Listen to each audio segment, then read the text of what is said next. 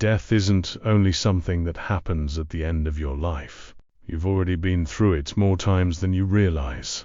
Not physically, but in how you change. Parts of you end, and something else takes their place, and most of the time, you don't even stop to notice it. People hear that and think it's heavy.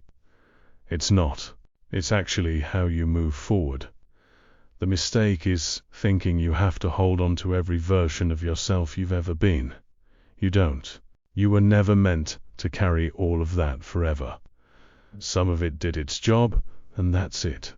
Marcus Aurelius kept coming back to this idea in a simple way, that change isn't a problem to solve, it's the natural state of things.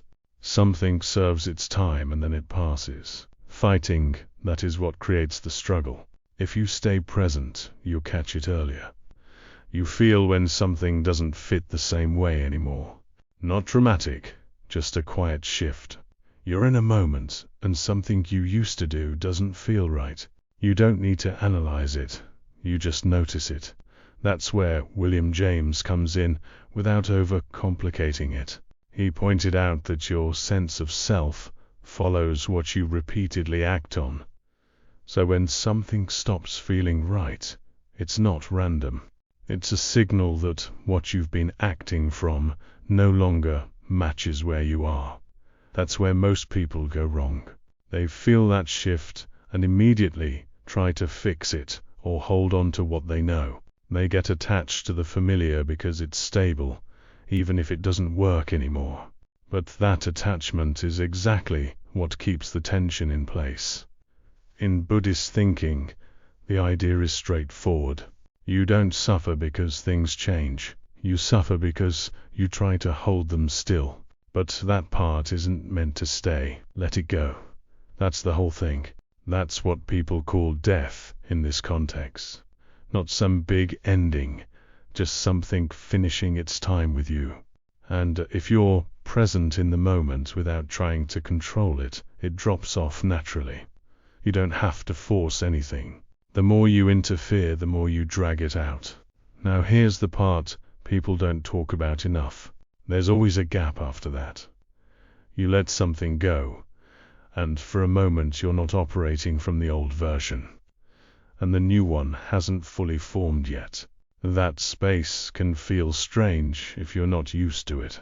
It feels like something is missing, but nothing is wrong. It's just quiet. Most people rush to fill it. They go back to what they know, or grab something new too quickly, just to avoid sitting in that space. But if you stay there without attaching to filling it, something clearer comes through. In Hermetic thought, everything moves in cycles. There's a rise, a fall, and a transition. That gap is the transition. If you interrupt it, you restart the same cycle. But if you stay present in it, without trying to control the outcome, something better comes through. That's the key. Stay present, but don't get attached to how things were or how you think they should be. Just stay with what's actually happening. That's where people miss it. They're either stuck in the past or reaching for the future instead of standing where they are. From there, things start to line up. You move a bit differently. You don't react the same way. Decisions feel simpler. Things that used to pull you in don't have the same grip. It's not because you've forced yourself to change. It's because what you are holding on to is no longer there to control you. That's not you losing anything. That's you clearing out what you don't need. And what's left is closer to who you actually are without all the extra noise. That line in the Book of Psalms says, "Create in me a clean heart, and renew a right spirit." That renewal isn't adding something artificial. It's clearing what shouldn't be there anymore so what's right can come through. That's what people mean by being reborn. It's not dramatic. You don't wake up as a completely different person. You just stop carrying things that were never meant to stay. And when you stop carrying them, you realized how much of your energy was going into holding them in place. And you can do that more than once. Every time you notice something doesn't fit, and you let it go without forcing it back in, you create space for something more accurate to take over. That's the part people overlook. They think growth is adding more, becoming more, building more. It isn't.